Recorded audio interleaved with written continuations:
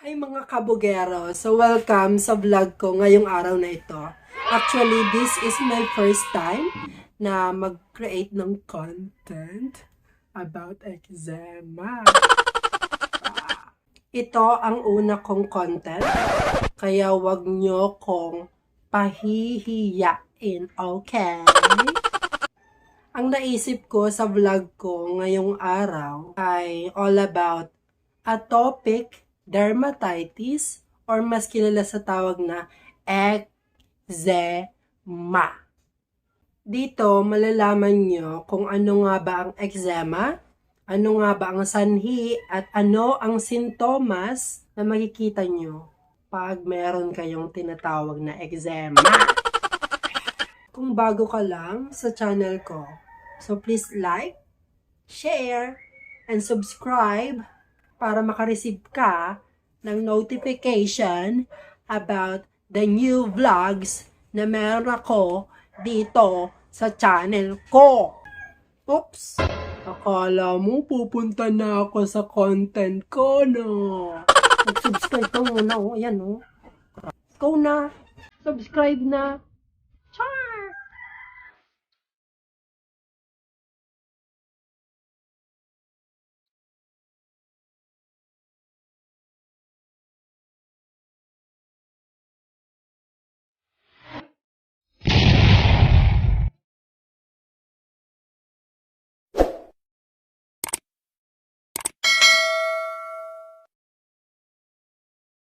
Ang reason pala, kabugero, kung bakit gumawa ako ng content about eczema. Kasi meron din akong tinatawag na eczema.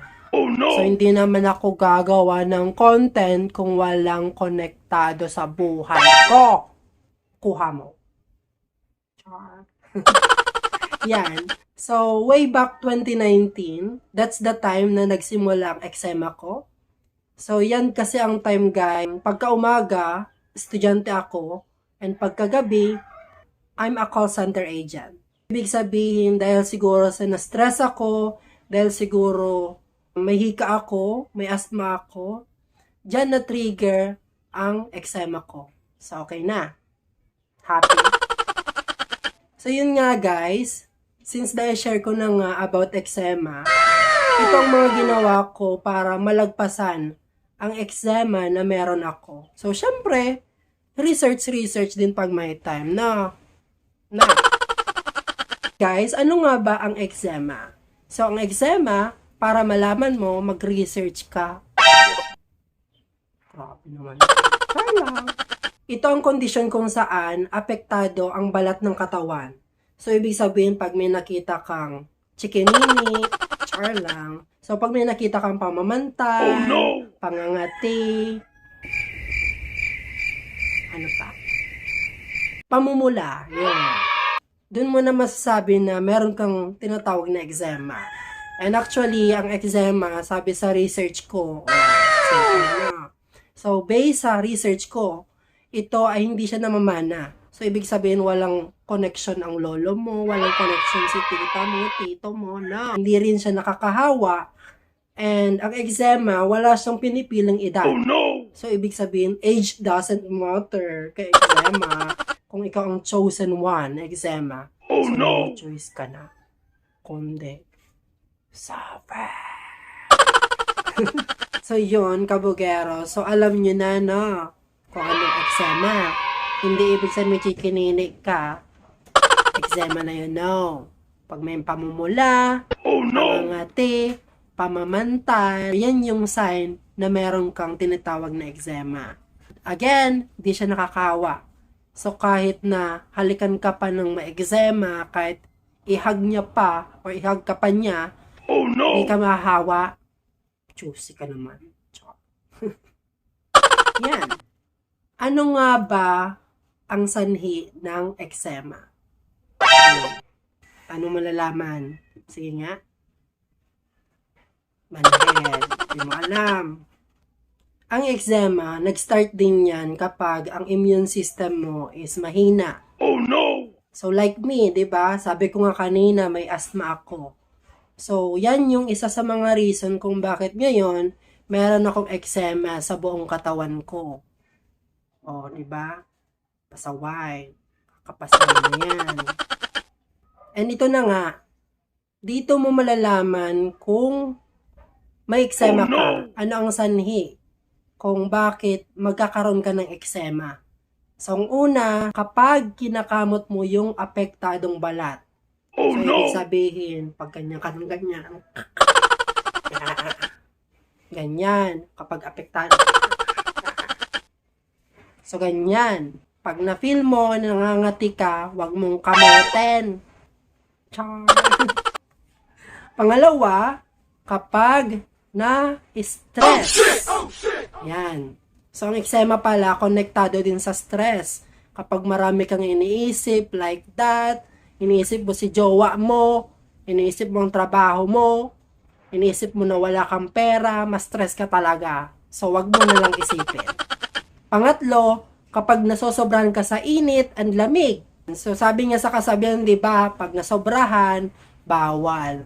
So, ganun din sa health natin, no?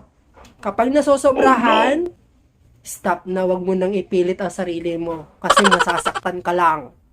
Pang-apat, kapag pinagpapawisan. So actually ako, konting galaw lang. Yan. That's why, yan ang nakikita kong rason kung bakit ngayon meron akong tinatawag na eksema.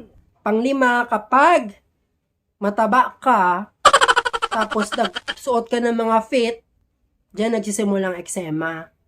Char lang. So, ibig sabihin, dapat yung kumbaga, cotton, yung susuotin mo, or pwede kang sumuot ng mga maluluwang. So, hindi yung too much fit sa katawan mo. Kasi, magkukostin niya ng eksema. Okay, kuha mo. And pang-anim, kapag na-expose ka sa balahibo ng hayop.